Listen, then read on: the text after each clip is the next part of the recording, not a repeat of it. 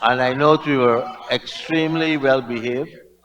And noting that, I now invite our Honorable Minister of Human Services and Social Security, the Honorable Dr. Vindhya Persaud, to make her contribution.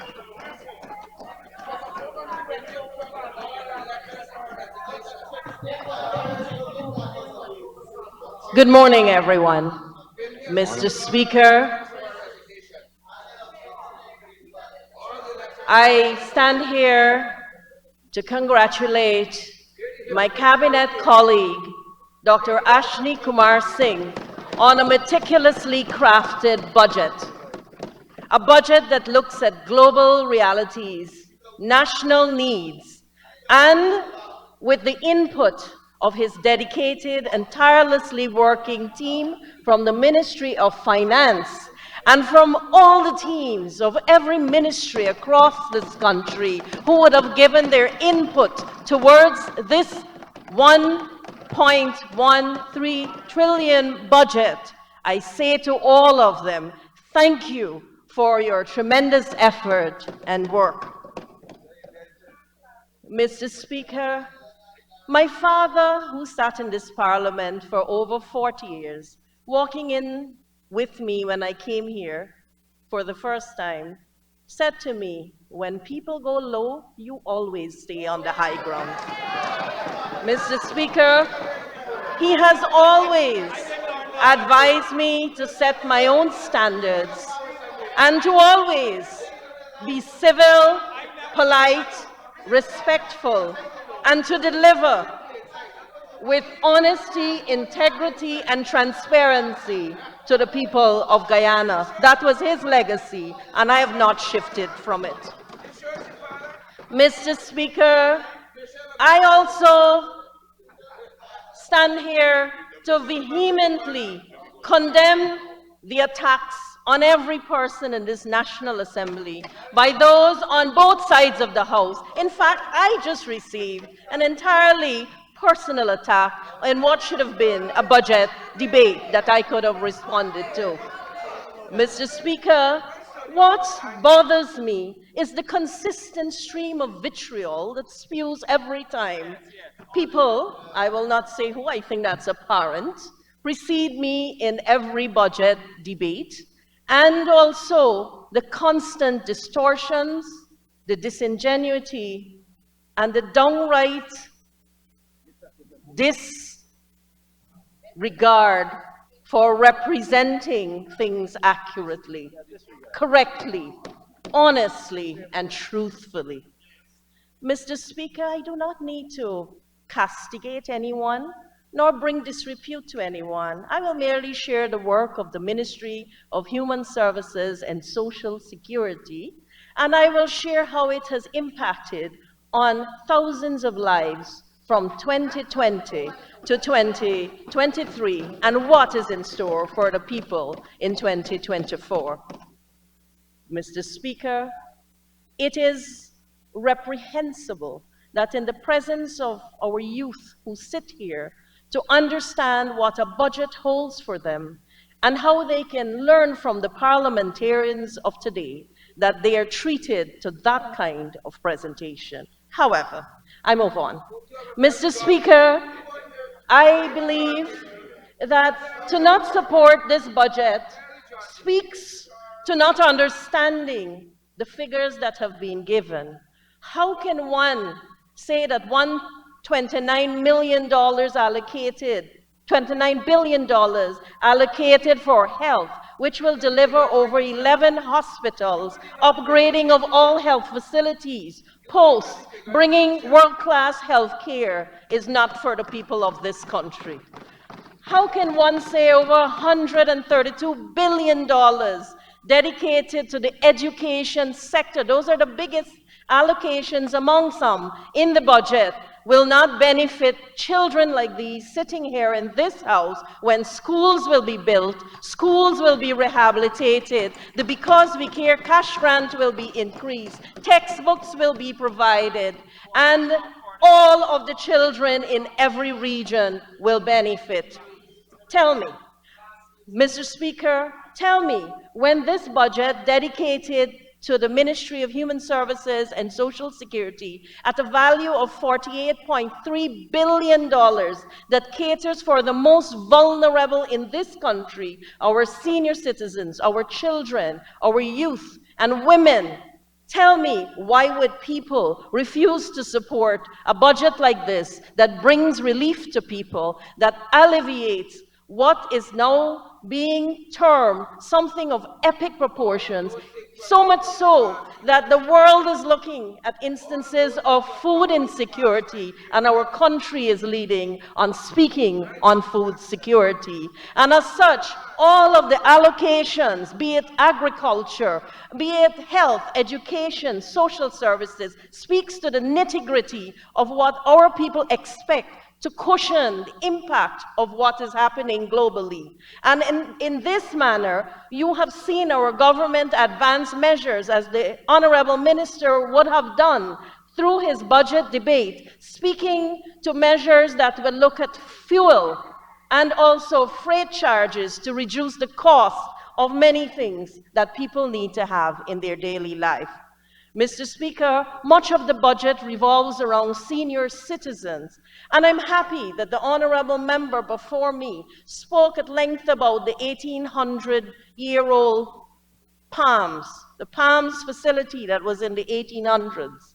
And I would like to say that this government has allotted $172 million for a spanking new senior citizens home because we are concerned about the senior citizens across this country. Mr. Speaker, it is important that the people of this country understand what the budget has to offer. And it is not only a senior citizens home that we are doing for those who fall into that category. There are many other things. The senior citizens home will be based in Enmore, and it is our vision that eventually those persons will move to that home, and the Palms will be something to look back at as where it all started, because it has absorbed so much in the rehabilitation and repairs to it. The pensioners over the tenure of the PPPC would have benefited from a 75% increase on their pension, and that is much more than what was given in 5 years of the tenure of my colleagues over the other side. The pensioners not only benefit from an increase to their pension, but they also are benefiting from the improvement to how they receive their pension. There's so many alternatives. Pension can be deposited in the bank. Pension is deposited in the bank account in the first 5 days of every month. Pension is also received through MMG, and pension can be paid to pensioners every day of the month, a vast difference from what I inherited. And every single day, a pensioner can go to an alternate venue and benefit from their pension. Mr. Speaker, we have also changed the way in which pensioners receive their books. In fact, I am hoping that more pensioners gravitate to the bank so that we will have less and less need for the book in this day and age. And we also would have seen that pensioners' books are received one year before they have to receive their pension, which meant the pensioners of 2024 received their books last year. And coming to those who would not have received cash grants, that is a still ongoing process, because we have definitely started and expanded the shut-in delivery, where pensioners don't even need to go anywhere. Those who are bedridden or blind had their pension, cash grants, delivered to their homes.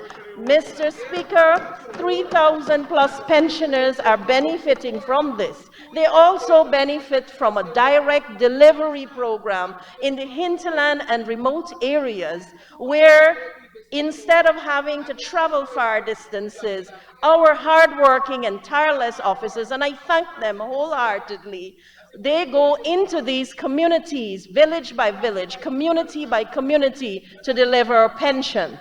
Mr. Speaker, there's more in store.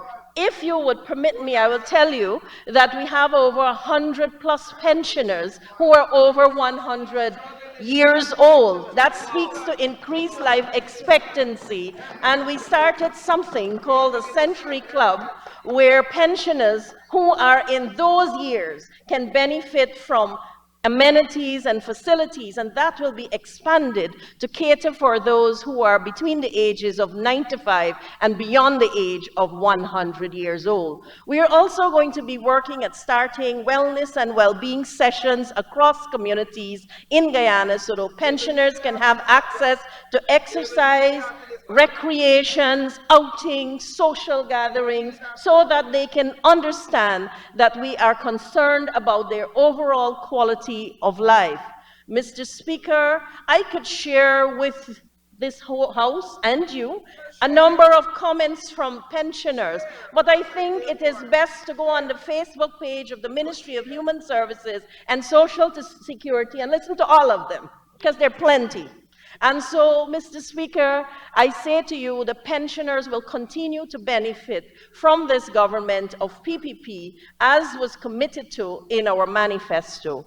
Mr. Speaker, people living with disabilities. You know, I understand the dilemma of the opposition, because they have to find things to say about this budget. I understand. That's the purpose of an opposition. But when it could just be contained in very, very vile and vicious attacks, it says to me, you really don't have much to say. So, Mr. Speaker, I will say to you that I had a dilemma. My dilemma was very different and similar, because I wanted to compare what we were doing with what you did, but a lot of the programs never even existed, so I had nothing to compare to. That was the difficulty I had.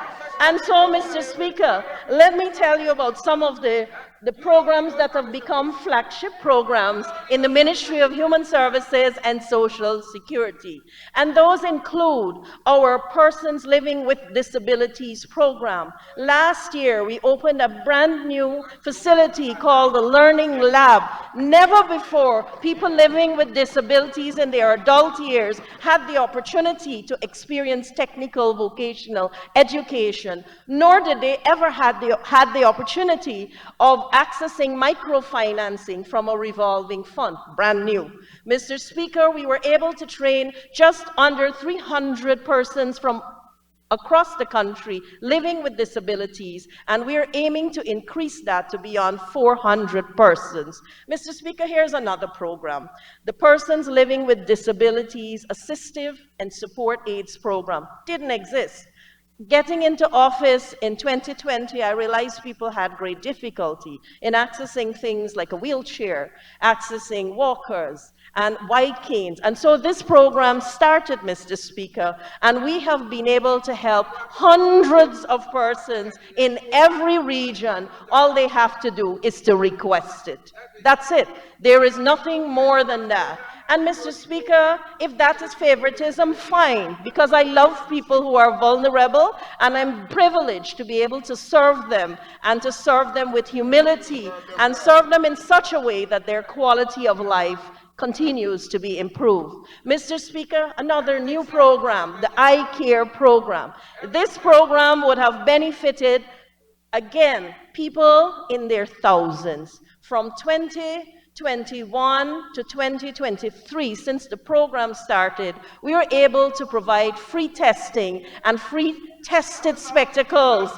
It was never there in communities, in addition to giving, this is entirely free. What was there was some assistance towards spectacles. Now, Mr. Speaker, getting into the office, let's talk about it.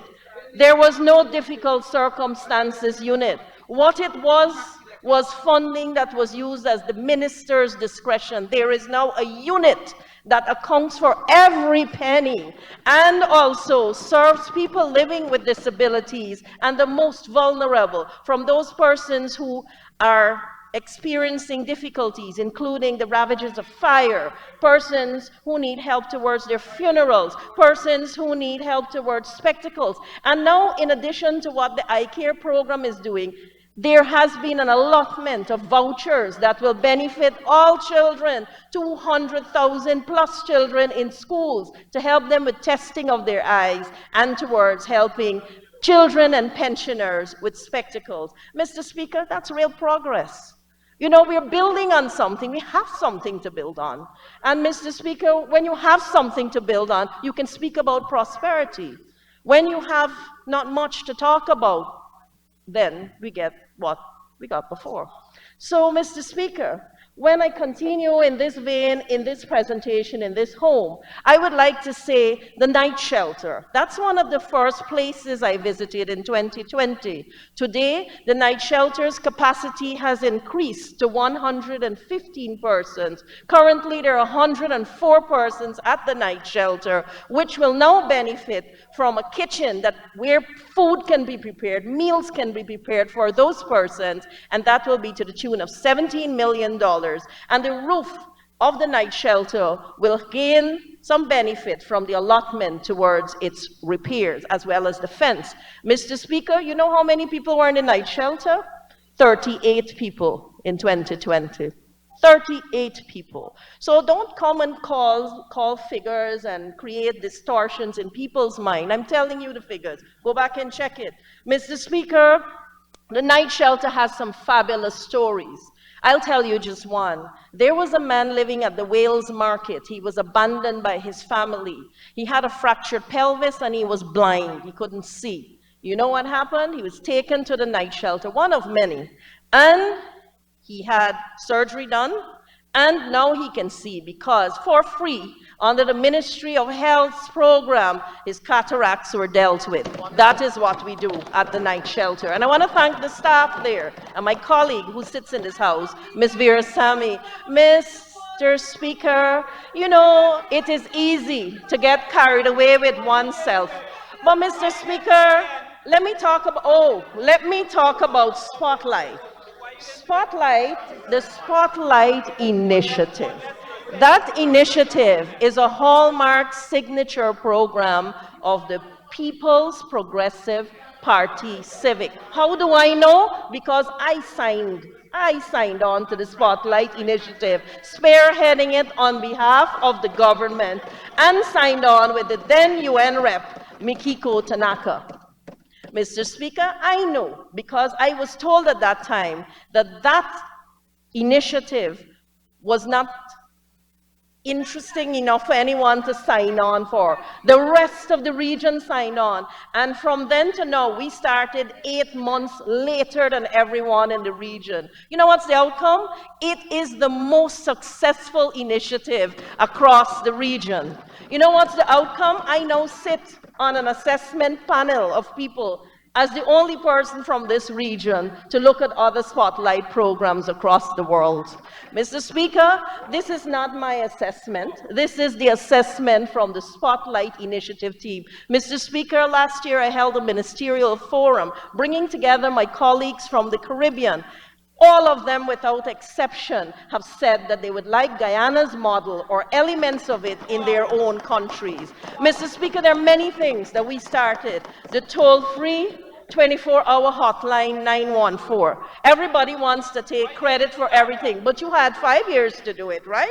Then we also harnessed IT, and we have the iMatter app, where all the resources to combat gender-based violence could be found quite easily. And that app is upgraded now with a WhatsApp chat feature, so persons who experience gender-based violence could have access to counsel, therapy, counseling, and all the services of, including anybody, of the Ministry of Human Services and Social Security. The Survivors, all these things are started in the last 3 years. The Survivors Advocate program was started and will continue, and this gives a personalized assistance to any person who experiences violence. Mr. Speaker, we also had the survival kit. We also have the safe voucher. We have also seen expansion of our shelter projects, and those are investments made by this government, specifically shelter. We have been able to pay 3 months rent for persons who experience gender-based violence when they want to leave home. Mr. Speaker, it is a very comprehensive gender-based violence response. And instead of being against it, if you really care for the lives of women, tell them about these programs so that they can get help. Mr. Speaker, don't sit and try to be a hero about it. Tell them, because I would like them to use these programs as they are unfolded. In fact, over 1,200 persons have enrolled for the Community Advocate Network program. They were trained, and that is in addition to 8,000 other people in key positions who were trained on gender-based violence. That is the investment we make to respond to gender-based violence. The Community Advocate Network program will yield the kind of help in communities where people are part of government's initiative to combat gender-based violence. Mr. Speaker, it is important to note that those persons who experience gender-based violence do not only have to turn to legal aid, which is heavily subsidized by the PPPC and was an initiative started in terms of the subsidizing of it under the PPPC government. We now have the Legal Pro Bono initiative that caters to 500 persons, a collaboration with the Guyana Bar Association. And today I want to speak on something that happened a few days ago. My brother and I, the Attorney General, had the privilege of opening for the first time in the region the Hope and Justice Center, one of two. And this was in Region 4. This is an initiative that was born out of discussion, collaboration, and a desire to ensure that the systems are easier for women, men, anyone who experiences violence to report and to get help. So in one place, the first one is in Lusignan, in Region 4. A person can make the report, they can get medical help, medical report, they can get counseling, they can get legal recourse, they can have access to restorative justice, and that's something I know the Honorable Attorney General is very invested in. And all of this is work that would have happened and work that will continue in 2024. Mr. Speaker, I'd also like to talk about trafficking in persons. Here again, it's collaboration among the ministries of Human Services, Home Affairs, Foreign Affairs, and all those agencies, health, that would have to respond to persons who are trafficked rather. And so we have seen our country retain its Tier 1 status up to last year. That's not insignificant. Mr. Speaker, we have seen more prosecutions. We have seen thousands of persons who've been trained. And when we look back at the budget that was apportioned in the past, look, for gender-based violence, nothing really. We are now in the 20s when it comes to millions of dollars to tackle gender-based violence, and similarly for trafficking in persons. Mr. Speaker, there are many, many agencies and units that fall under the Ministry of Human Services and Social Security.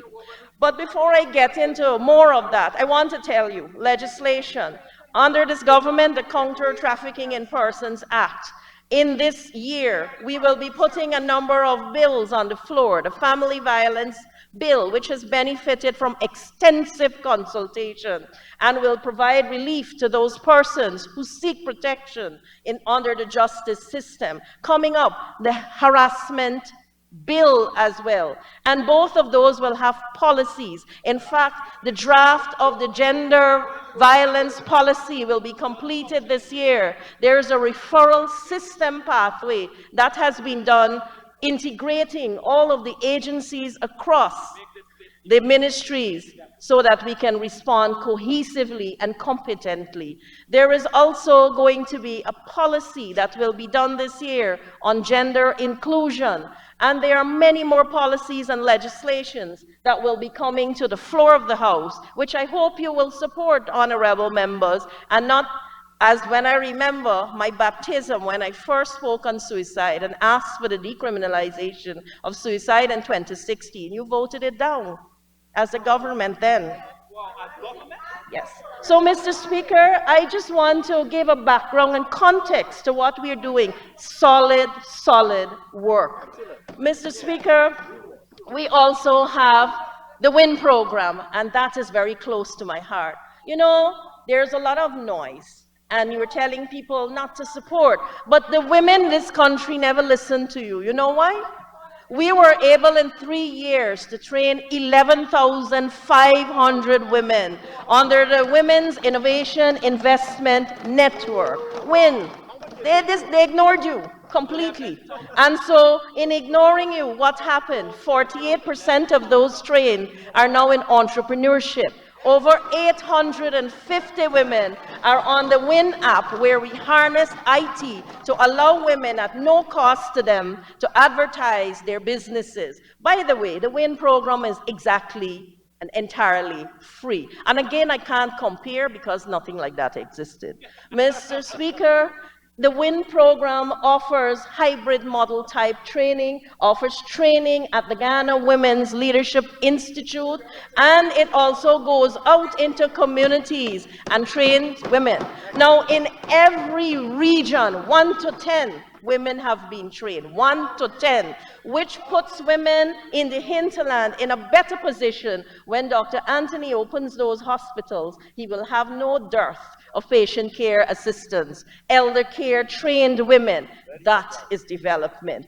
That is investment into human resource and people. Mr. Speaker, I would also like to say the WIN program will continue. In fact, we have targeted what we tried to do in 2 years for just 1 year, because we utilized the Coursera platform last year, which allowed us to really be able to offer. Now, collaboration with the public service ministry will allow us to do even more training programs. I have no doubt we'll exceed that number. Mr. Speaker, not only did women receive training and had access to the WIN in Business clinics, where they were able to benefit from business literacy training and write business plans, but 25% of them gained employment. Mr. Speaker, these are not insignificant figures. These are real people behind those figures. Go out there and look at all the springing up of new businesses owned by women, and all of them, if not many of them, will also tell you that they were at the We Lift expositions held by the Ministry of Human Services and Social Security. Again, I can't compare it, but in the first year, it was 75. The second year, it was 150 women. The third year, it was over 200 women. And your guess is as good as mine in terms of how many more will come on board through the We Lift program that this ministry offers. For the first time in the history of the region of this country, there is a female business incubator that allows women to walk into the Cove and John environment or call to get support for growth, sustenance, expansion of their businesses, help on business plans, access to microfinancing, and all of that and more. Mr. Speaker, when I went to the Ghana Women's Leadership Institute, which was started as an initiative of the People's Progressive Party Civic in the 90s, I was horrified. There was nothing in there to begin with. There was an old, decaying computer room with a few broken computers. Go and see it now. In fact, no, I don't need to say that. Mr. Duncan, honorable member, you went with me recently as part of the Social Services Sector Committee, and all of you marveled at what was there. Because we had a computer room, we had a training facility, we are going to expand that computer room, we are going to open the Culinary Center this year to provide training for, again, thousands of women who will benefit not only from the training, but the startup of their business. Mr. Speaker, it is, sometimes I wonder in what surreal world or parallel universe. I'll leave it there. I won't finish it. Mr. Speaker, I believe that more information needs to be gathered when you speak about this ministry. And Mr. Speaker, not that kind of vile kind of response, but real information, to look at the real work that we have been doing, not me alone, all of the members of the Ministry of Human Services and Social Security, and I extend my heartfelt thanks and gratitude to them. You talk about people leaving, people have the freedom to go anywhere they want to go, whether it's to another ministry, to another occupation, to have another profession, and we continue to replenish those spaces. Why? Because government is investing in training. That's why. So more and more young people are coming on board and having the opportunity to understand and to work for the Ministry of Human Services and Social Security. Mr. Speaker, I haven't even touched on childcare, so let me do that right now. So, Mr. Speaker, the childcare and protection agencies falls under the Ministry of Human Services and Social Security. This year, we will be able to completely revamp the Sophia Care Center, which really needed revamping.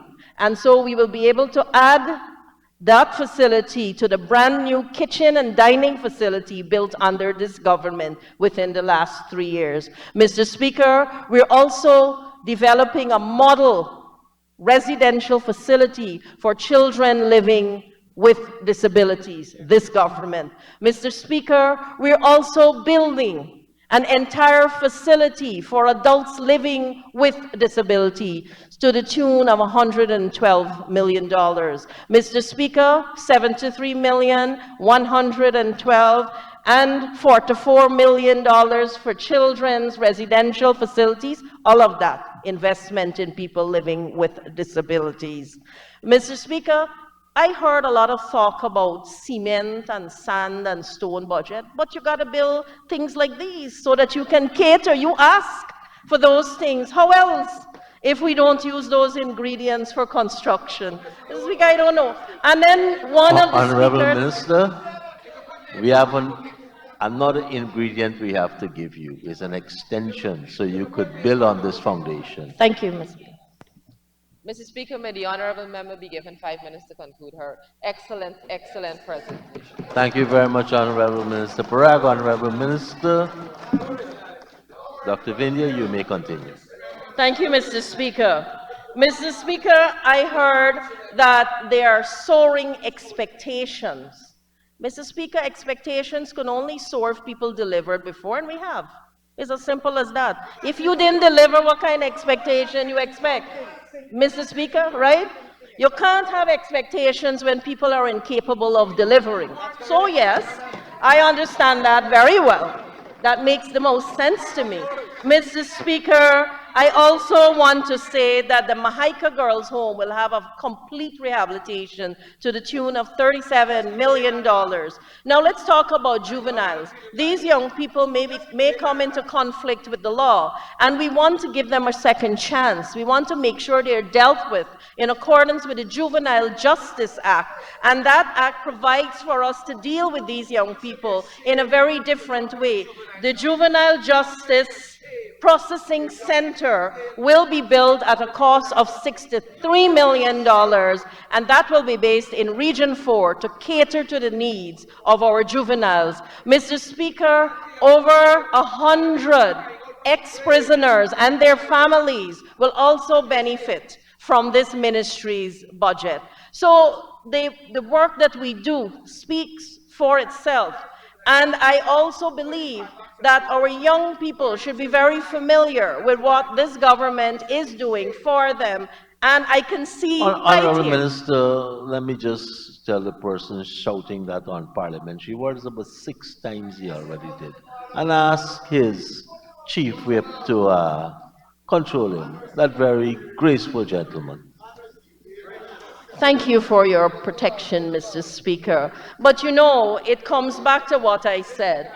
You want to conveniently condemn things when you yourself engage in things that are unparliamentary and are completely unacceptable. Mr. Speaker, you know, we have worked on moving with parents in this country. So we have a parenting program to roll out, a parenting manual, a parenting workbook, and we are also looking at increasing the number of day and night care and early childhood facility. Now, this is a new concept. I spoke about this at ECLAC, and all those who were there said, what on earth is that? We would like to get on board. This is beyond now the Caribbean regions. This is Latin America. And so this is a new concept that will be introduced to our country, and consortiums of women will benefit from this model because we've been training them. The government has also provided the child care subsidy to help persons to start these, and also to help parents with 3 months of children being placed at day and night care and early childhood facilities, so that we can have children cared for. In fact, 2 model early childhood day and night care facilities have been looked at, and one of those is in Region 3. Honorable Member Mr. Mahipal, Mr. Speaker, should come when it's open, because it will be a model center. And so this is a center that have early childhood development, day and night care offered there, very different to what is here now. We also have the reunification draft policy, the early childhood policy. This is very different from the existing daycare and early childhood centers that exist, are running across the country with our oversight and supervision. Mr. Speaker, the day and night care facilities are to the tune of $89 million and $75 million, and will be based in regions 3 and 4. Mr. Speaker, I can continue to give you the fine details of everything that we're doing, but I want you, the members on the other side of the House, the honorable members, to speak to the people who continually benefit. I want to categorically say that when one uses the word nepotism, they should know what it means. No one related to me is at the Ministry of Human Services and Social Security. Mr. Speaker, it is very, very important when words are bandied around, people must know what they mean. Mr. Speaker, I want to say that the government of Guyana and the Ministry of Human Services will continue to commit to the delivery and the expansion of programs, initiatives that will improve the quality of life of the people of Guyana, building on what we would already have achieved and moving towards the prosperity that we speak of. Mr. Speaker, when we speak of this budget, it is a budget that is people-centered, infrastructural development revolving around working with businesses, small, medium, and large. It is a budget that works for a country to rise, to soar. You talk about soaring expectations to soar. So, Mr. Speaker, I ask the other side of the House to ease your conscience, support this budget, and let's continue to deliver to the people of Guyana. I thank you so much.